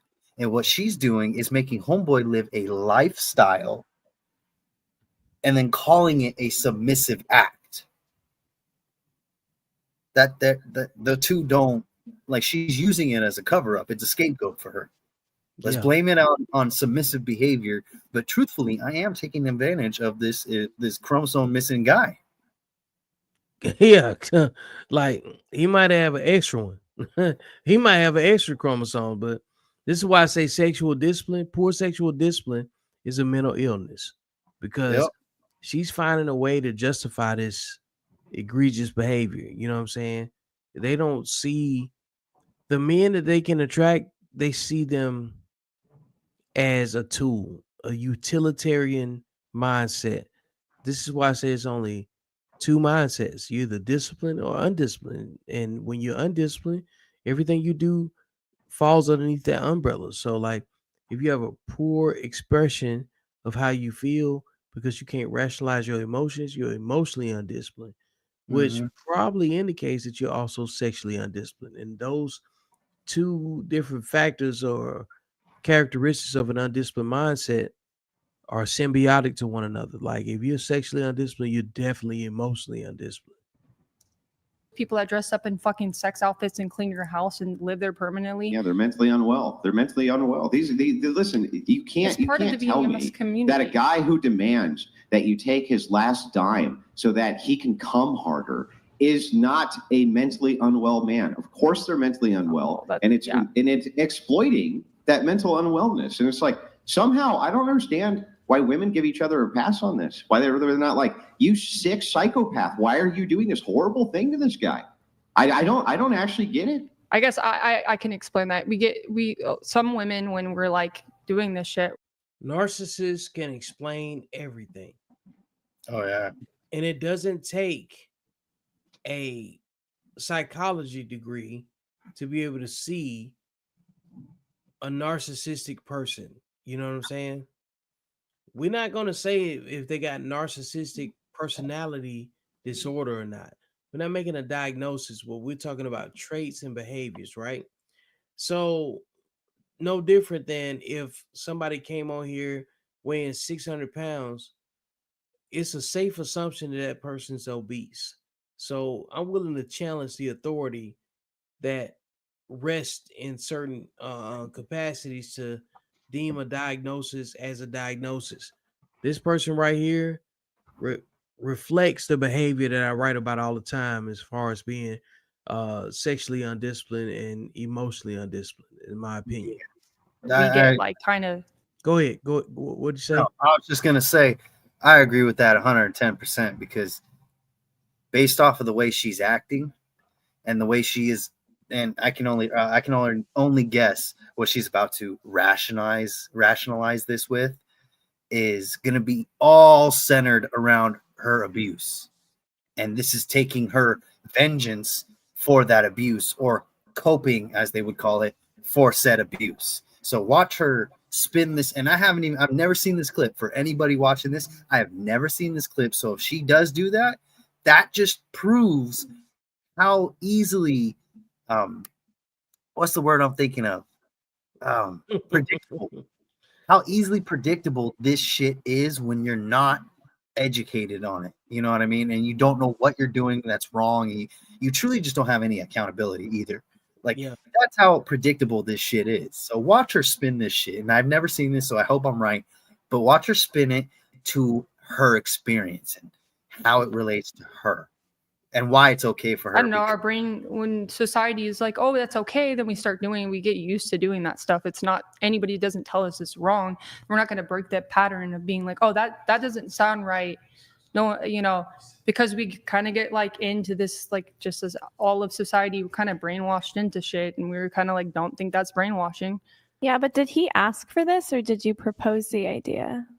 He asked for the dog bed. He's asked for this stuff. Like, Are there times when you would love to have another address or phone number to use instead of your home address? So she uses. Did he like sit you down, have a conversation with you? Actually, yeah, kind of. Yeah, a little bit. And do you ever see this ending? Is there an end point in the future? Yeah, I haven't thought about that. But they're but the I mean, idea is if I met somebody that I actually enjoyed spending time with, that actually like was like wanted to do the equal part, like have a car, and they had a good job, then yeah, I would be like, yeah, you know what, I found someone that I actually appreciate. Like they want to put half of the weight into the relationship. I probably would be like, this is not going to work out. It seems like from everything that you've said about relationships, that like relationships to you are just like a financial situation where like if we want to go 50-50, provide for him, he provides for me. But like, in my opinion, there's so much more, like especially when it comes to long-term monogamy and having a child already. If her dad's not in her life, having a strong person to help. I know being a single mom, it's impossible to do everything. That's amazing that your sister helps out. But even being able to spend enough quality time with your child while also trying to bring income in. I'm only 24. I don't have a daughter, but I do have friends who have, you know, children, and they have husbands who are very helpful. And I can't imagine them doing I half don't know the what things it's they like do. to have a good man. So yeah. Has this started from when you were young? Have you always gone after abusive men, or at least men who just weren't up high value, up to the standard, really wanted you for everything that you are and not just the financial aspect? Yeah. Yeah. You see that the spin is already started. The spin is already starting. She's already going into this phase where she's not responsible for how she was raised. I get that part, right? Well, yeah, that's why she's saying it's never happened to me. So there's the vengeance right there. Is I'm lacking something, so now I need to make somebody else lack something. And little does she know, now her daughter's lacking because of the situation she has her daughter in. Man, this stuff has got a blueprint. This is what I'm saying. I mean, if you could watch it like a book, you would understand where the story's going. I imagine a lot of these situations like a Disney movie. It's super easy to understand where life is going to head for specific people when you watch their characters based off a Disney film in your head. Like, you can already tell that she's putting generational trauma on her daughter now, because now her daughter's going to look for somebody who's going to be her yes man and just chase that, because she's going to look to be the leader without knowing how to lead. Yeah, there's a lot of technical ways that you can look at this thing, but it all comes out the same, no matter how the circumstances, the words, the ability to recognize the experience. it can't go but one or two different ways. And that one or two usually leads to a mother repeating the same patterns of her mother, or a son, if born out of this situation, has a violent outcome no matter what. It's been an issue with starting with my narcissistic mother to like the men she dated. Yeah. So do you see that you're repeating that pattern for your daughter now when you can? What did we just say? Oh.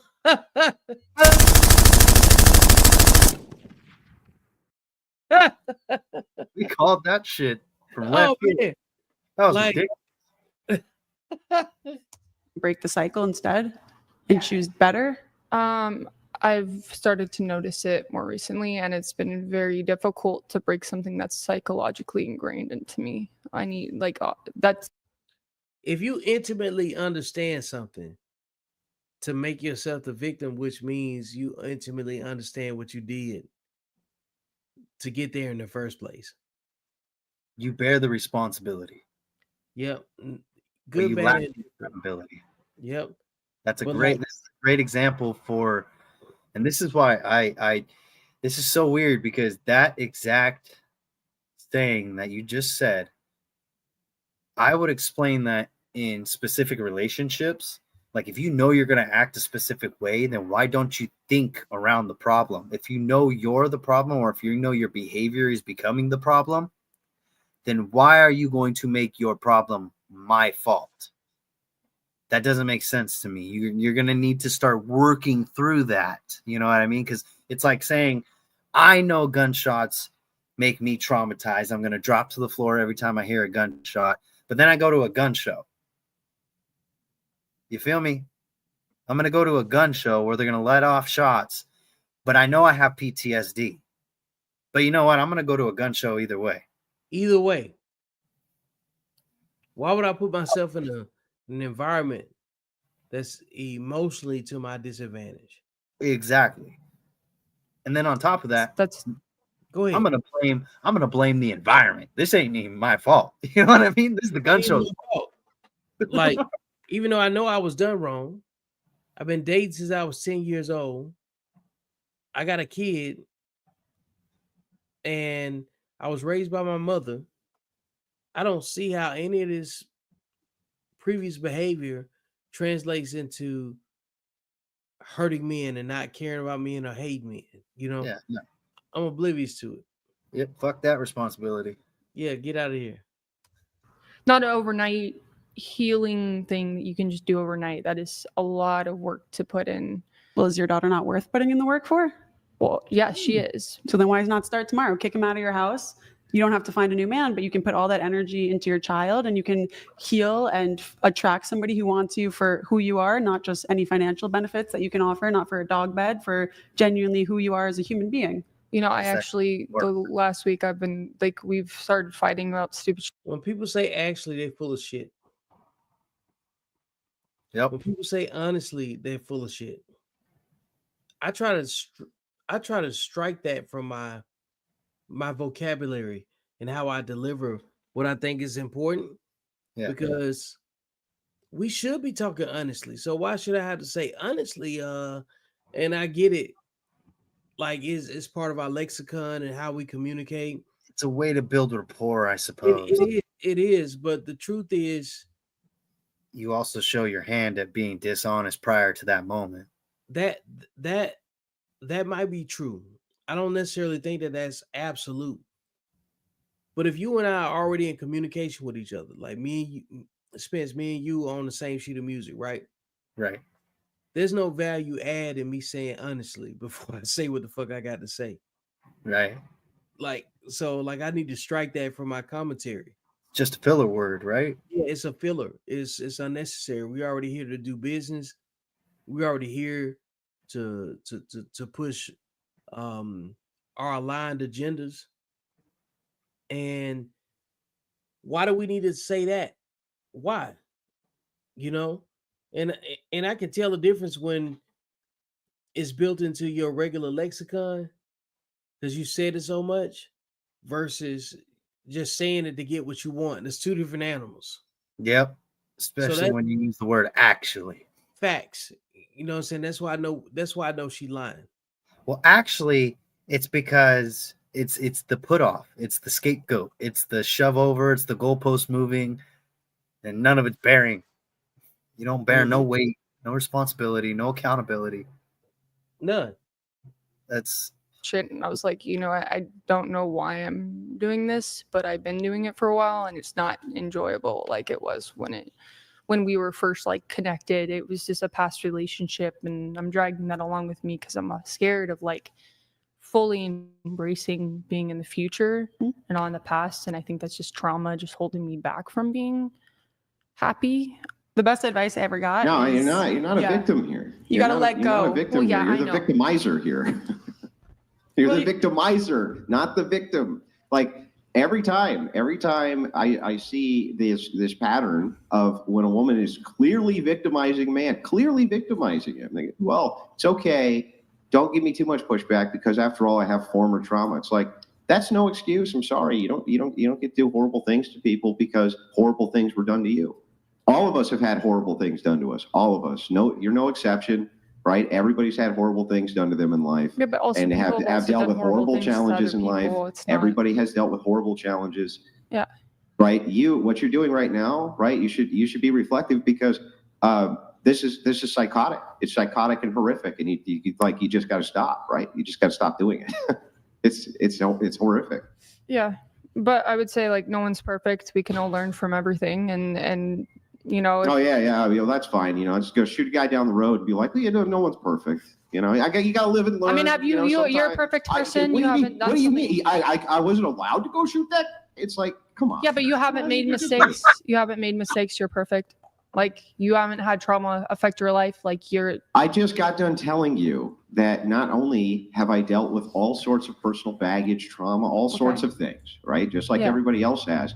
That is not an excuse for me to be a horrible person. But you learn from it. I don't get a pass. Like no one's ever going to be like, well, Andrew, you being a horrible bastard, I'm going to go ahead and give you the pass on that because of past trauma. But for some reason, reflexively, women go, because horrible thing done to me. I was a perfect angel till some man corrupted me. So therefore, doing horrible things to other people is acceptable. It's not acceptable. I was traumatized when Azin was spitting my cup. I'm not spitting in anybody else's cup this time. I mean, I think I actually just saw you put something in my cup. You wish. Did you know that Amazon has a $50 million fund that they have to pay out every month? And here's how you can get a cut of it. My name is Charlotte Mickelson, and we help everyday people grow their income with this one simple method. And we're pretty darn good at it. Our company, Publishing.com, was named the 19th fastest growing company in America. And the only reason we're so successful is because of the success that we've created for others. And I'll tell you why our method works so much better than anything else you might have tried. It's because starting a business is not the best way for regular people to make more money. And that's what everyone gets wrong. Starting and running a business is hard.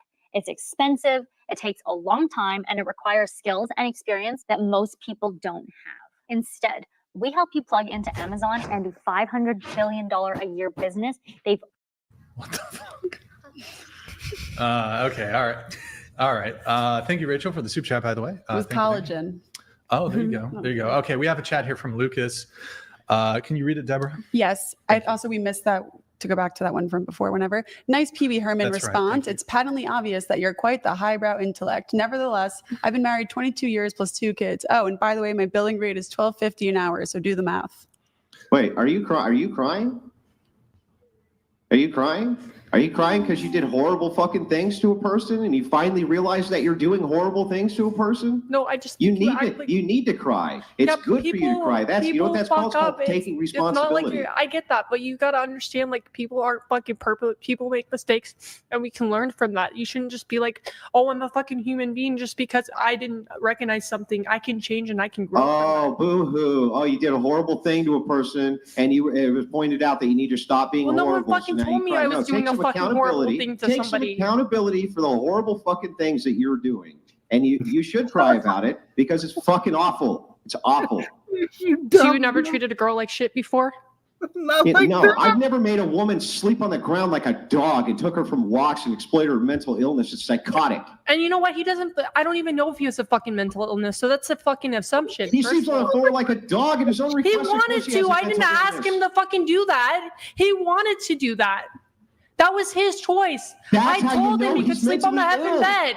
He When wanted the guy to sleep comes on over the and floor. wants to cut off his arm, are you going to be like, well, it was his choice?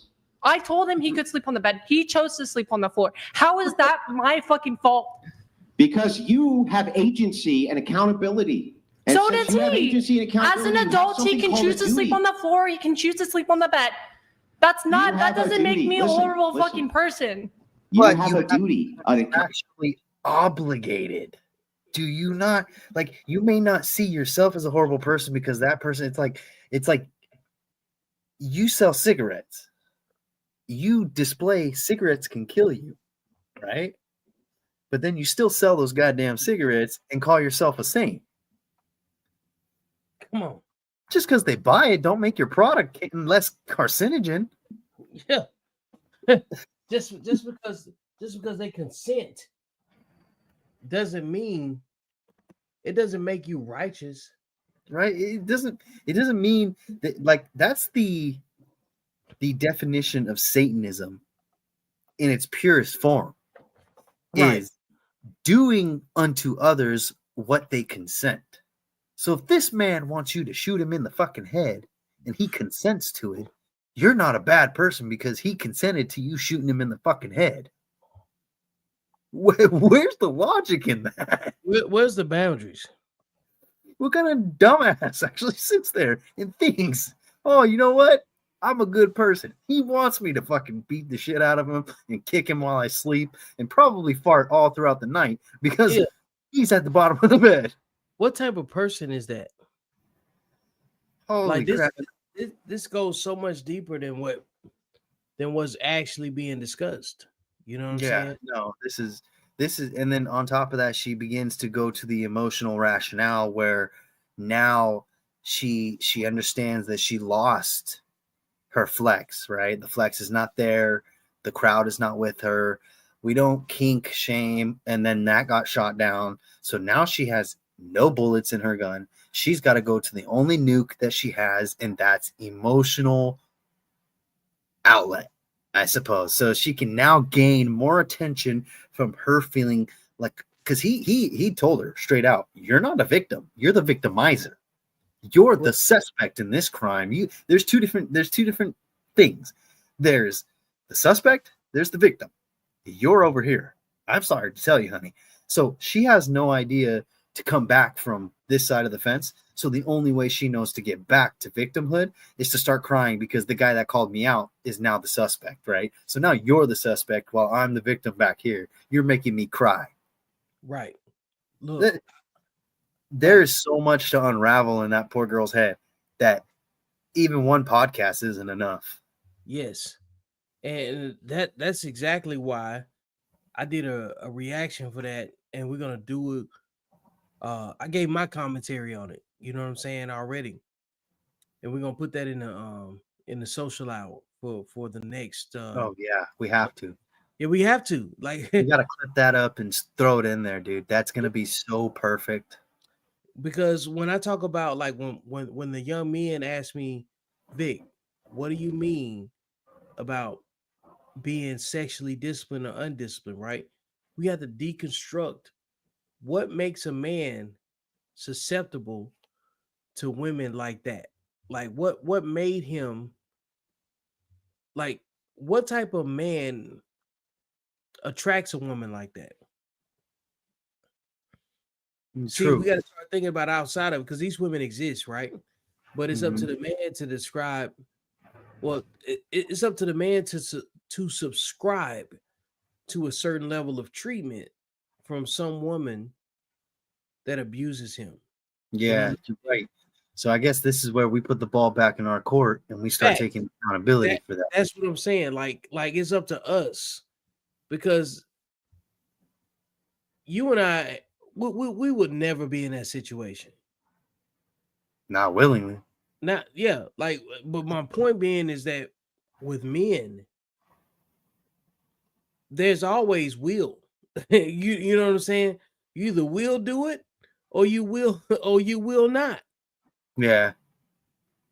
So like we can't have it both. Like men are not afforded the ability to have it both ways. Because if you subscribe to that, you're a pussy. Yeah. You shunned by the men and you're abused by the women. Yeah, you at that point is Like you see what yeah, exactly. It's like how do you bruh, like I don't know.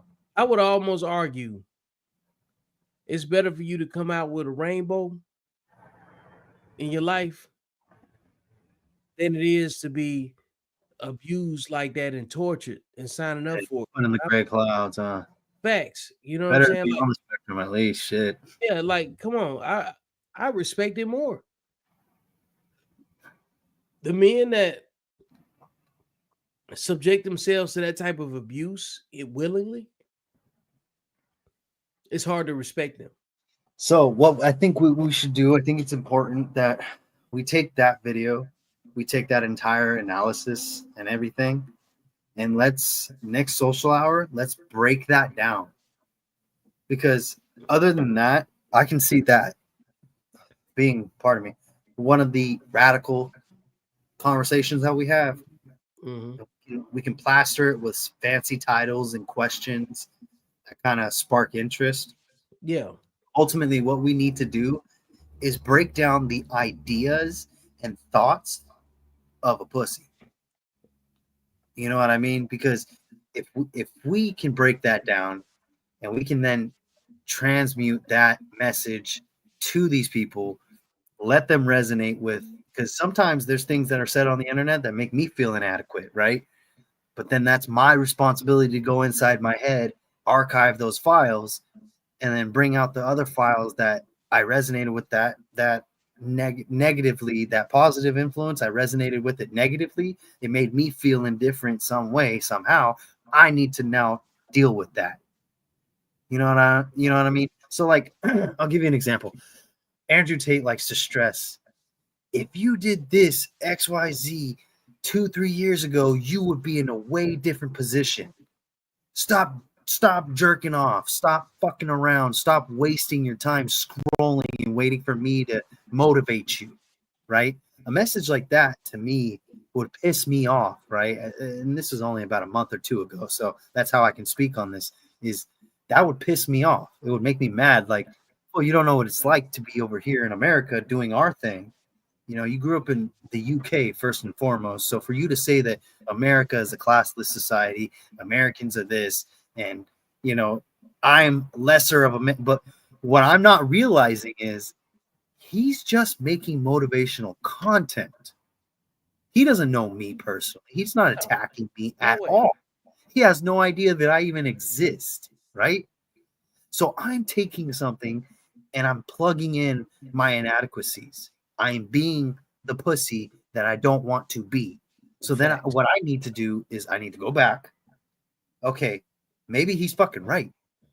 Maybe I should stop scrolling every day. If I really do feel like, fuck you, if I feel very defensive on this, perhaps that's what I am at this moment, which then puts the ball back in your court. You have all the power. So now from this moment on, I don't have to feel this inadequacy. I don't have to feel this lack or this defensive behavior or feelings from that one video, because now I'm not scrolling. Now, instead of waiting for Tuesday to get more content, fuck it, I'm gonna hit up Vic and be like, hey Vic, what do you want to do? Let's shoot the shit tonight. Yep. You feel me? That's exactly what it is, man. Like, it's the networking that balances out the insecurity, the what ifs, the speculation. You know what I'm saying? Because there's a lot of ways you can align yourself based on your insecurities, man. You know what I'm saying? So you got to be careful with this stuff. So, and on that note, like, give me something to shout out. You got 30 seconds to tell us what we need to do. Go now. In order to combat that behavior? Yep. Immediately you need to self-reflect. That's the first thing I'll tell anybody and everybody, is you need to sit down in your head and shut the fuck up. Listen to what that person's saying, the bad person that you don't like dealing with, the anxiety, the longing, all that lack. And you need to tell that person to just shut up. Sometimes it's okay to tell yourself you're fucking wrong. I tell myself almost every single day, you're wrong. Quit acting like a bitch. Start acting like a fucking man. Quit being a pussy, dog. Get it out your head. Who the fuck cares if that's... Figure something else out to think about. So I mean, every day I put things on the back burner where I feel insecure and feel like I'm lacking something. Like society's not moving fast enough. My business isn't moving fast enough. People ask me what I do for a living. I'm not making any money. I'm hustling on the side just to get $20 every other day. You feel me? I'm working my ass off to be broke. But yet I'm not thinking in a broke mindset. I'm thinking in abundance. Like no matter where I go, even if I'm broke, I can still create something. Even if I'm broke, and even if I have a broken finger, I still have I have 3 other fingers and a thumb that I can still knock you in the mouth with. You know what I mean? I can still make something of nothing. So I think in order to fix the pussy behavior, you have to push the pussy out. So reflect on it. Man, with that being said, this is Victor, your internet stepdaddy, a step ahead of the daddy that you never had, and Fam Society representative, Mr. Don. You know what I'm saying? Like, I'm putting a Mr. on it because men need to be acknowledged for stepping out front, and Mr. is only stated when it's meant to be distinguished from other men. So that's important here on this platform, here at Accountable Masculinity University, and we're out.